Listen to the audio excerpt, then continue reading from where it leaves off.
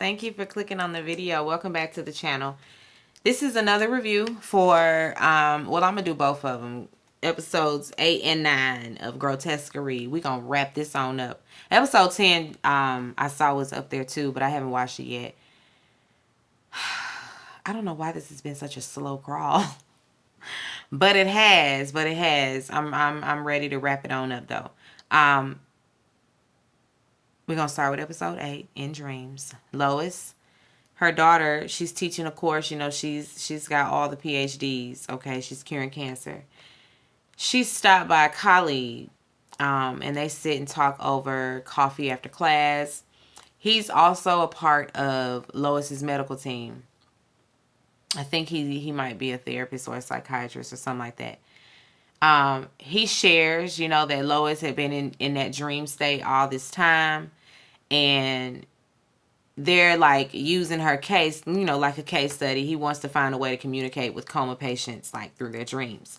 Maybe he can get the people to wake up, He goes through Lois's dreams with her, and he shares that in the dream she was on a reality show, and it was for obese people. Of course, that she's immediately offended. Then we see Lois she's in therapy, physical therapy, fussing at the doctors. She goes back to the room, standing in front of the room, remembering them, basically fighting for her life, fighting to bring her back. Then we see Lois's husband at the house with his mistress, with Nurse Red.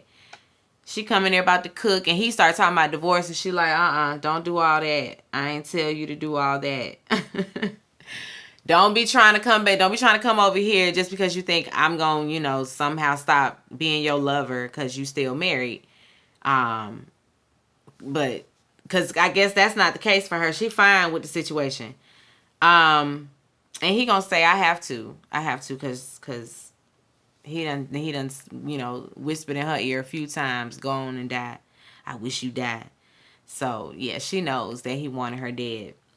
Megan, she's talking to the doctor as well, and he asks about the Andrea case. Andrea, because she was in the dream. Megan says Lois did drop the ball on that case. Like, she should have arrested that man a lot sooner, and she also confronted her about it, and it was Lois's retirement party and everything. They talk about the purple punch that was served, which indicates why that pool had that purple hue in the dream. The doctor, he's just fascinated, just jotting all these notes down. He's so fascinated by all the details. Megan, she gets home and she got a drunk husband, and he beating her ass because he immediately started punching on her and beating her ass because she late. Megan, she gonna put a gun in his mouth, and telling him to get out. She even pulls the trigger, but it clicks. There's nothing. It's empty. Then she takes the hot food that's in the microwave and throws it in his face, and she's out. She runs on out of there. She goes and gets a motel, the same motel from the dream, where the pool water is purple, but it's like from the lights. Lois, she talks to the doctor again. And he's asking her if she's ready to get back out there in the real world. Lois cannot wrap her head around any of this. Her dreams were very violent. Those dreams about the murders and all of that. Like, why would she put her daughter on that fat people? I mean, on the reality show for obese people. And she felt kind of like, I guess, out of control in her marriage. Well, her husband was cheating on her, so like, there was that. So that's why she put his ass in a coma. Megan was a nun because she's like a goody two shoes, like trying to steal her position, just doing everything right, snitching on folks, I'm sure. And then Grotesquerie is, made up. It's unchecked PTSD from the job. Ed, she met him. He was her sponsor. That's why he was the, the orderly in the all white and all of that. The priest was put together with Megan, You know, because I guess, I don't know, they're both like one and the same. I don't know. Because one was trying to take her life, being the priest, and then the other was trying to take her job. Oh, and Maisie, yeah, Maisie, the lady that was snatching up the babies, that's really her housekeeper in real life. So I'm like, why she got her snatching up baby? Lois, she gets released from the hospital. Ain't nobody there to pick her up. You know, she got her one balloon going out the door. Megan is out there though, you know, so she picks her up and drives her home. Megan says she sets the record straight, you know, that she admired her. She wasn't trying to take her job. It was nothing like that. She respected Lois. She also is in her feelings about Lois's dreams because the doctor done talked to everybody and told everybody what Lois dreamt about them. So they all feel away. They don't really like that. They don't be what she said. She dreamt what, and it's like she don't have no control over that. But they were mad. In the car they have a disagreement. You millennials, your generation this and your generation that. I'm like, both of y'all, please. Lois notices the bruises on her face before she leaves. She's like, yes, you know, listen, you definitely, you remember in my dream when I saw you convulsing and foaming at the mouth? Yeah, you possessed. All right.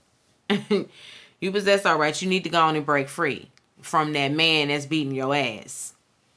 Maisie, she's waiting when she gets home. Maisie, you know, she says she ain't mad about the dreams. Like, what can I do? What can I do about your dreams? It's dreams. She's here for Lois. She's making strides at physical therapy. The doctor comes in and tells her, and this is the doctor, the one that is also Grotesquerie. He's also the priest. He comes in there. And she's like, I heard everything. Trust and believe. Even in my dreams, I heard your ass. I forgot what he said. I don't know. I forgot what he was over there talking about. I may need to check that out because I really did forget. I don't know what he was talking about. Maisie, she driving her around, and first she takes her to her daughter's house. And her daughter, of course, gives her a hard time, but she lets her in. Her daughter is very upset about the dreams as well. You know, and it's not even just the dreams. You were sleeping with her. She was sleeping with her husband. So, you know, she ain't got nothing for Lois. Lois, she got the nerve to be talking about she had a connection with Eddie Travis, and her daughter slaps the out of her.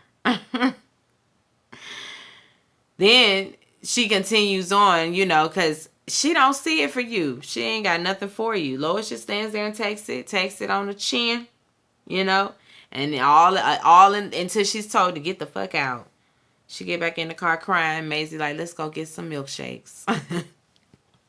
Let's go get a milkshake, baby girl. Let's move on to episode 9. The sting aroma of sulfur. So Lois and Maisie, they out driving. Maisie want to go get ice cream, but of course Lois is like, no, let me go do my rounds. She takes her to Marshall's house. Of course, you know, he and Nurse Red live there together. Lois, she explains herself very matter of fact. She's unapologetic about everything as well. You know, she lets him know, I heard what you was talking about, and I want you to be at peace. You know, so here goes some divorce papers. Here's the ring back. Bye. Lois, not Lois, Marshall, when she's leaving, he not gonna let her just leave without there being some type of back and forth or without him saying what he got to say. So he lays in on her ass, drags her ass, goes in. Lois doesn't bite the bait. She takes it and she just leaves. Lois and Maisie, they go get some ice cream. Maisie's like, girl, why you keep putting yourself through this? I really want you to move on. Let sleeping dogs lie. But Lois got to make amends. So she's back over there at her daughter's house. This time, she got some words for her daughter.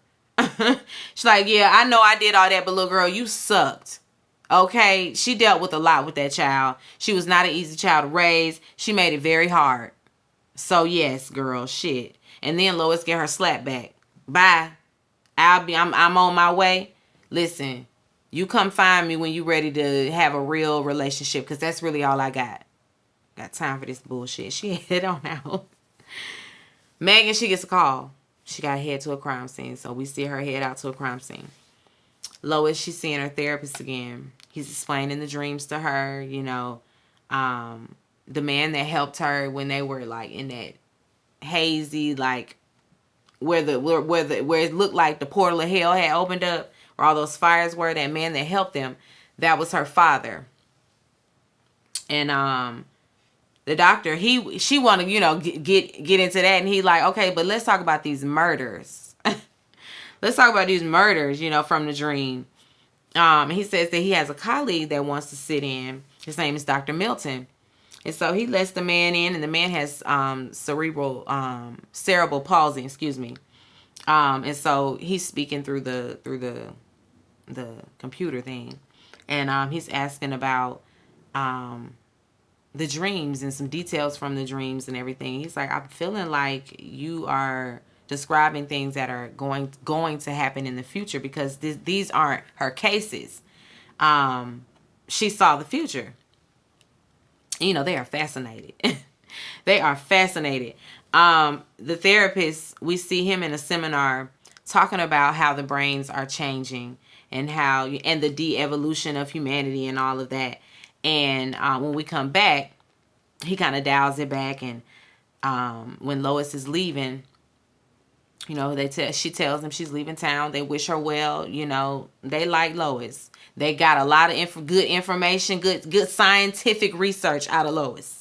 They thank you, Lois.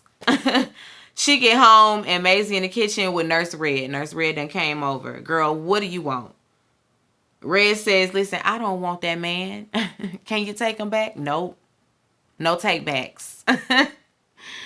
No, she said she was fine just being the side piece, just having him be a little weekend thing here and there. Girl, no, you didn't.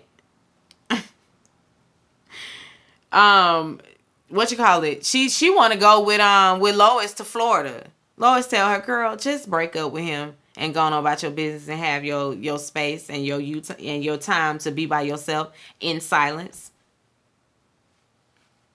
Leave his ass so he can be left in the dust by both of y'all.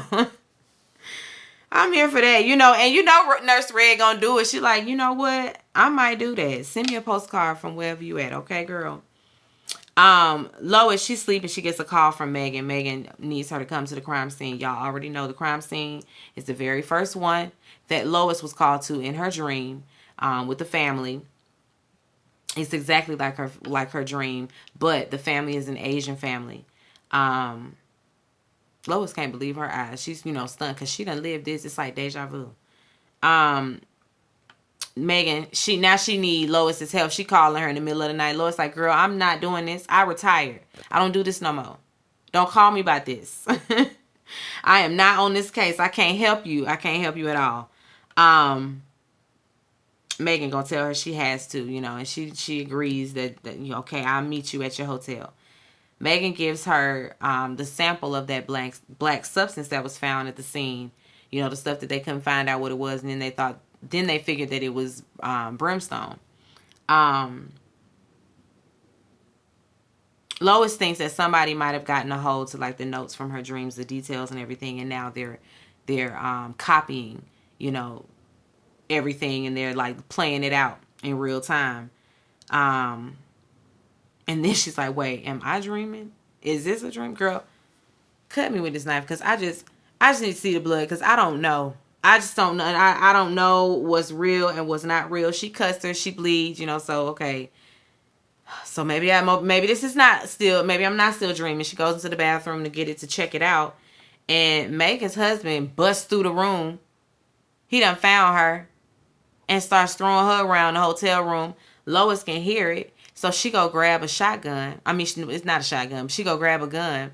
And like, he on top of her trying to choke her out.